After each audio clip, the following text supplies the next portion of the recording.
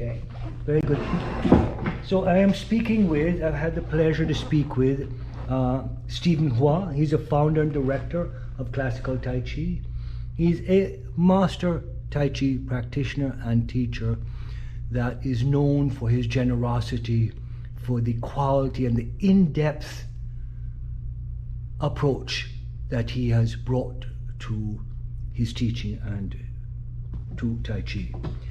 One of the first questions that I would like to ask Master Hua is, what is the best way to approach the journey of learning Tai Chi? Okay. It's going to be long. Yes. Why is it going to be long? There's many stages of learning. Many stages. What does that mean?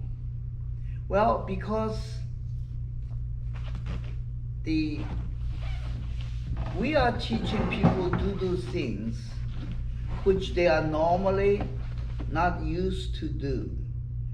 So we have to teach them how to make these movements. What do you mean normally not used to do? What does that mean? Well, first of all,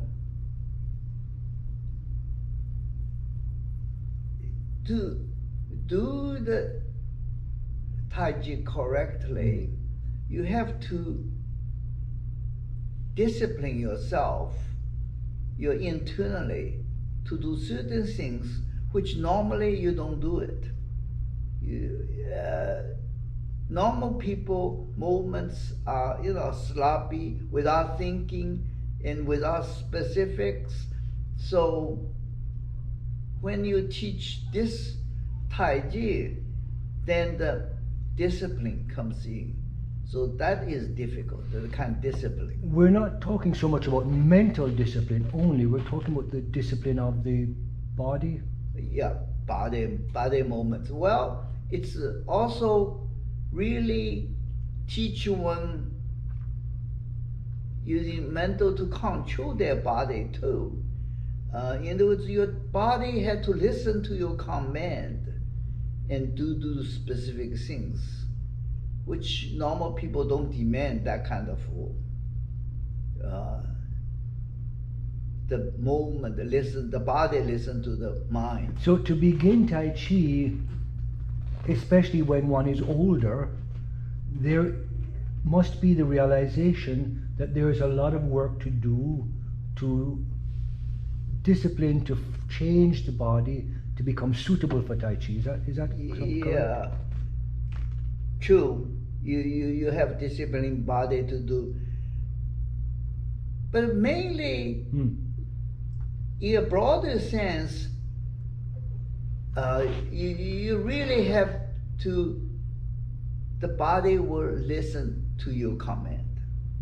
Listen to every How does command. that happen? Huh? How does that happen? Well, you just continuously make movements according to your will. You have to keep on doing it. Very soon, your body will follow your will. That means you have to be aware when there's randomness and deviation from what you would like to do. That's how you learn to bring it. You start to see. Yeah. In other words, you have to avoid some of the randomness and deviation and concentrate on what you want to do. So that's a very, very, very important word, concentration. Yeah. Oh, yes. What is concentration, and is it the same as focus? Yes, same as focus. Yeah. I know I'm asking you lots of questions. When you focus, what does that, I don't know what it feels like. Can you give a sense of what that state of focus and concentration is? Well, you have to know, for example, when I make a movement, certain body is not moving and certain body is going to move. So then I have to focus on the non-moving part of the body, let it stay still, and moving the moving part of the body. At from certain angle to another angle, or certain height to another height, as I wish. It has to listen to me for they make this movement. So it's you learn. You have to have complete control of your body. That's a long-term process, sir. Yeah, it is. Because it's not just control, especially as adults, there must be change. If the body's already stiff, locked up, shoulder bent, you're actually transforming the body. Right. Otherwise, we're controlling a body that's not available. Right. Yeah. So that in itself is a deep journey to go on. Yeah. It's a long term. So that is a long term. You know, at the end of your first DVD series of the 5 hours, I think, Yeah. the one that first caught me and many other people, the very ending, I believe, you look right in the camera and you say, "This is a Herculean task." Yes. It was like you were warning people and also saying, take this seriously. Take it. Oh yeah. Oh yeah. Oh yes. When you say stages, what do you And mean? I'm sorry. actually, with all kind of serious endeavor, Yes. yeah, you have to be serious. Even dance, everything. Exactly. You have to have to put a lot of time into it. Serious and committed. Be serious and committed. Yeah. Yeah, music. Look at the people learning music. Gosh, Hours. years, night and day practice. Right. So, any valuable endeavor is like that.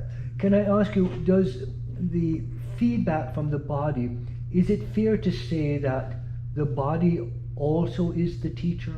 I mean, Yes. Sometimes, if you don't feel right, then you really look into, maybe you didn't do it right. If the body doesn't feel right, maybe you are not doing things right. And so that actually the body is, and sometimes a teacher tell you you're not doing it right. one of the important things that you said in that comment was the feeling. I am not sure that there's a lot of recognition that listening to and feeling the body is an accurate source of feedback. We sometimes, I think, maybe superimpose our ideas on it, but in fact, that simple thing that you said is quite profound, to feel the body. Yes, because when you do it right, shouldn't be doesn't feel right. So when you do it right, you should feel right also.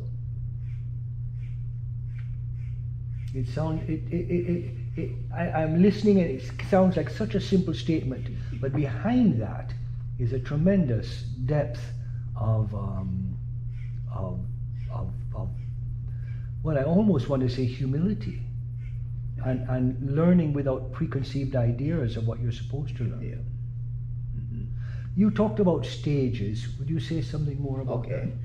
So the certain stage, now our online course already